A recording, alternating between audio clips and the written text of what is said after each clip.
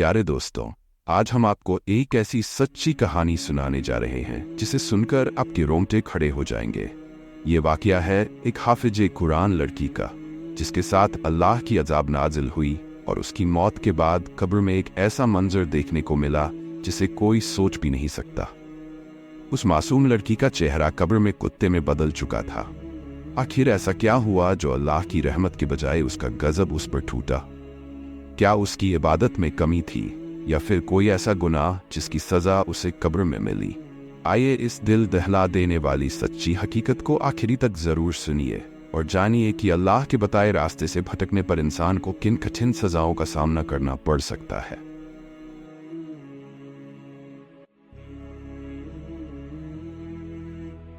ये कहानी एक छोटे से गांव की है जहां एक लड़की रहती थी जिसका नाम आयशा था। आयशा दिखने में बेहद खूबसूरत और मासूम थी और लोग उसे उसकी नेकदिली और सादगी के लिए जानते थे। उसकी माँ बाप की परवरिश इस्लामी तालीमात पर हुई थी, इसलिए वह बचपन से ही नमाज की पाबंद और कुरान की हाफिजा थी।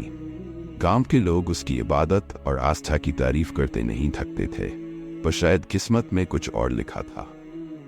आयशा की उम्र लगभग 10 साल की हो चुकी थी और अब उसके माँ बाप उसकी शादी के लिए परेशान रहने लगे थे। गांव में कोई ऐसा घराना नहीं था जो उसे अपनी बहू बनाने की ख्वाहिश न रखता हो, लेकिन आयशा के दिल में कुछ और ही चल रहा था। धीरे धीरे लोगों ने देखा कि आयशा में एक बदलाव आ रहा है। जो लड़की हमेशा सजग और शरीफ थी, वह बात बात पर गुस्सा करने लगी थी और सबसे बड़ी बात, उसने धीरे धीरे चुगली और गीबत करने की आदत डाल ली थी। आयशा जब दूसरों से मिलती तो किसी न किसी की बुराई करती रहती। कभी वह अपनी सहेलियों की बात करती तो कभी गांव की औरतों के कपड़े, चेहरे या घर परिवार की बुराइयां करती। ये बात उसकी माँ बाप ने भी देखी, पर उन्होंने सोचा कि ये एक छोटी सी आदत है जो वक्त के साथ ठीक हो जाएगी। लेकिन आयशा की ये आदत दिन प्रतिदिन बढ़ती ही जा रही थी। उसके दिल में लोगों के लिए नफरत भरने लगी थी और उसका यही रवैया उसकी मौत का कारण बन गया। एक दिन अचानक आयशा की तबीयत खराब हो गई। पहले तो घर वालों ने इसे मामूली समझा, लेकिन हालत दिन ब दिन बिगड़ती चली गई। डॉक्टरों को भी बुलाया गया, लेकिन कोई इलाज काम नहीं आया। आखिरकार कुछ दिनों बाद आयशा की मौत हो गई। पूरे गांव में ये खबर फैल गई और लोग उसकी आखिरी रस्में निभाने के लिए इकट्ठा हुए। आयशा के माँ बाप की आंखों में आंसू थे और वे यकीन नहीं कर पा रहे थे कि उनकी बेटी इतनी जल्दी इस दुनिया से चली गई। आयशा को गांव के कब्रिस्तान में दफनाया गया। उसके माँ बाप ने उसके लिए बहुत दुआएं मांगी ताकि उसकी रूह को सुकून मिले। सब कुछ सामान्य लग रहा था, लेकिन असलियत कुछ और ही थी। दफनाने के बाद कुछ दिनों तक सब कुछ ठीक था, लेकिन एक रात आयशा की कब्र से अजीबोगरीब आवाजें आने लगीं। गांव के कुछ लोग जो कब्रिस्तान के पास से गुजर रहे थे, उन्होंने ये आवाजें सुनी और दौड़ते हुए गांव पहुंचे। उन्होंने गांव वालों को ये बात बताई और धीरे धीरे पूरे गांव में ये खबर फैल गई। लोगों ने सोचा कि शायद ये उनका भ्रम है, लेकिन जब रात दर रात ये सिलसिला जारी रहा तो लोगों की बेचैनी बढ़ने लगी। कुछ बहादुर लोग कब्रिस्तान गए और वहां जाकर उन आवाजों का मुआयना करने की कोशिश की। ये आवाजें किसी इंसान के कराहने और चीखने जैसी थीं, मानो किसी को बहुत तकलीफ हो रही हो। ये सब देखकर लोग डर गए और गांव के मौलवी साहब के पास गए। मौलवी साहब ने जब ये सुना तो उन्होंने फैसला किया कि सुबह सब लोग मिलकर आयशा की कब्र खोदेंगे और देखेंगे कि क्या माजरा है। अगले दिन सुबह होते ही पूरा गांव कब्रिस्तान में इकट्ठा हुआ। मौलवी साहब ने कुछ आयतें पढ़ी और फिर कब्र खोदी जाने लगी। जब कब्र खोली गई तो जो मंजर सबके सामने था, वह देखकर सबके होश उड़ गए।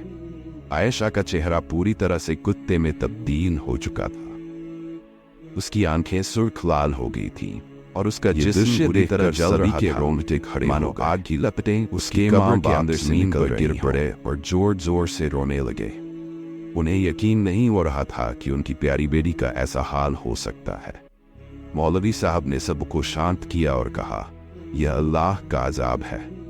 आयशा ने अपनी जिंदगी में जो गलती की थी वही उसकी कब्र में अजाब का कारण बनी। उसने चुगली और सीबत की थी, जो इस्लाम में बहुत बड़ा गुनाह है। यही वजह है कि अल्लाह ने उसे इस अजाब से नवाजा। आयशा के माँ बाप की आंखों से आंसू थमने का नाम नहीं ले रहे थे। उन्हें अब समझ में आ रहा था कि उनकी बेटी की ये छोटी सी आदत किस कदर खतरनाक साबित हुई। मौलवी साहब ने सबको नसीहत दी कि इंसान को चाहिए कि वह अपनी जिंदगी में हमेशा नेक अमल करे और कभी किसी की बुराई न करे। उन्होंने कहा, गीबत आग की तरह होती है जो इंसान की सारी नेकी को जला देती है, इसलिए हमें चाहिए कि हम अपने दिल और जुबान को पाक रखें। आखिरकार मौलवी साहब और गांव वालों ने आयशा की कब्र को फिर से बंद किया और उसके लिए दुआ मांगी। लेकिन इस घटना ने पूरे गांव को हिलाकर रख दिया। हर कोई ये सोचने पर मजबूर हो गया कि एक छोटी सी गलती भी इंसान को कब्र में अजाब का सामना करने पर मजबूर कर सकती है। इस वाक़े के बाद गांव की औरतें, जो पहले अक्सर बैठकर दूसरों की चुगली और गीबत किया करती थीं, उन्होंने अपनी आदतें बदल ली। लोग अब समझ चुके थे कि अल्लाह के सामने सबसे बड़ी नेकी इंसान का अखलाक और उसका किरदार होता है। कोई भी इबादत उस वक्त तक कबूल नहीं होती जब तक इंसान का दिल साफ न हो। आयशा की ये कहानी एक सबक बन गई, जिसे गांव के हर व्यक्ति ने अपने दिल में बसा लिया।